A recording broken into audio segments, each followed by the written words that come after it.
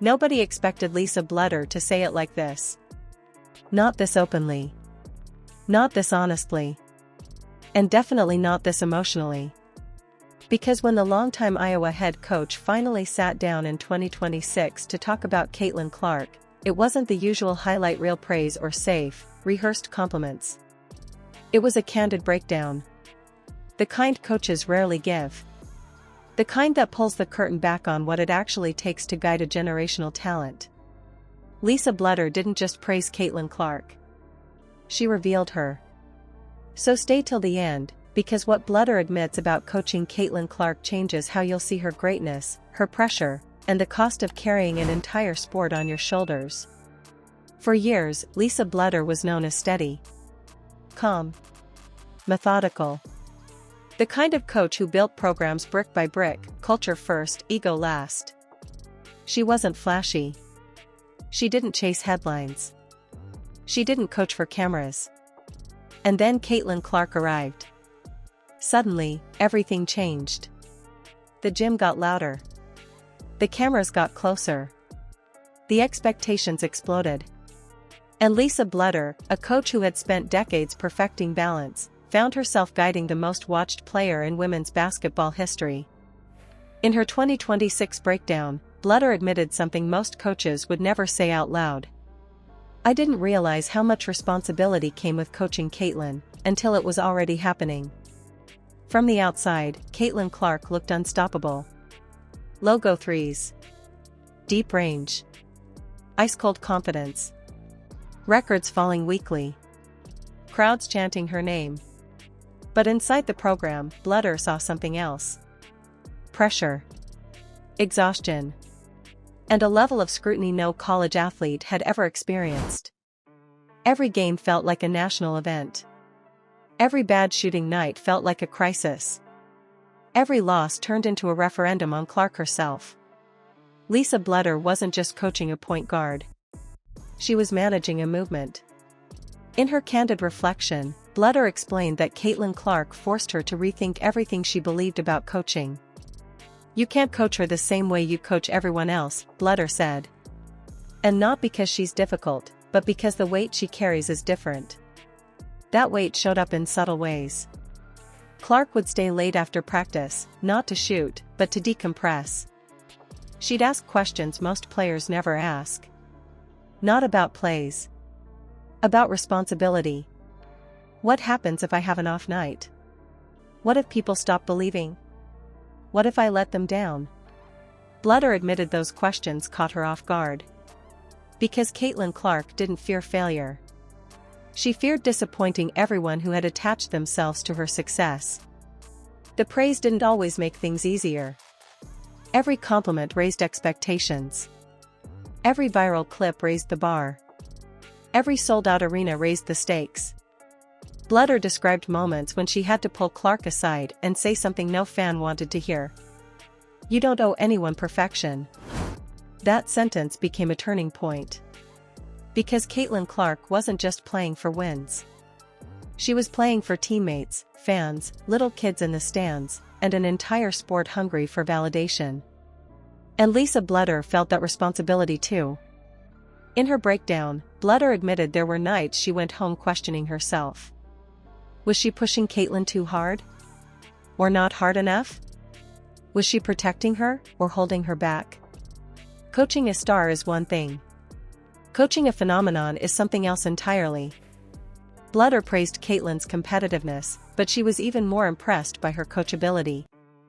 Despite the fame. Despite the records. Despite the constant noise. Clark still wanted feedback.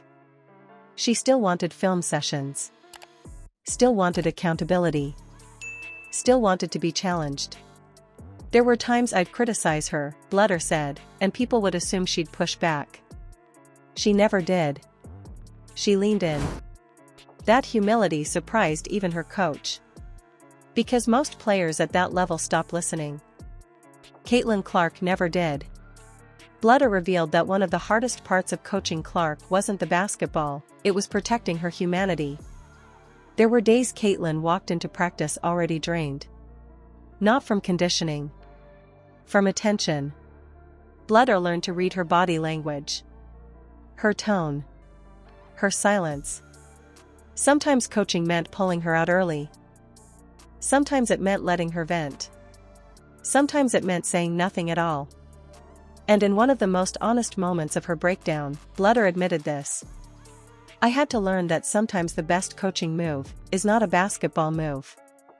That realization reshaped her philosophy. She stopped chasing perfect rotations. Stopped forcing systems. Started building space around Clark instead of pressure on top of her. The results spoke for themselves. But the emotional cost was real. Bluder described the first time she realized Caitlin Clark wasn't just Iowa's player, she was the sports player. It was during a road game. The crowd wasn't cheering for Iowa. They were cheering for Caitlin. Opponents. Neutral fans. Even rivals. And in that moment, Bluder understood something terrifying. No matter where Caitlin went, she would never be anonymous again. That changes how you coach someone. You don't just prepare them to win games. You prepare them to survive attention. Bluder praised Clark's mental toughness, but she didn't romanticize it. She's strong, Bluder said. But she's still human. There were tears. There were doubts. There were nights Clark questioned whether the noise was worth it. And Bluder was there for all of it. Not as a disciplinarian, but as a guardian. One of the most powerful parts of Bluder's breakdown came when she addressed the criticism Caitlin Clark faced. Too flashy. Too confident. Too much attention. Bluder didn't dodge it. She plays with joy, Bluder said. And for some reason, that scares people.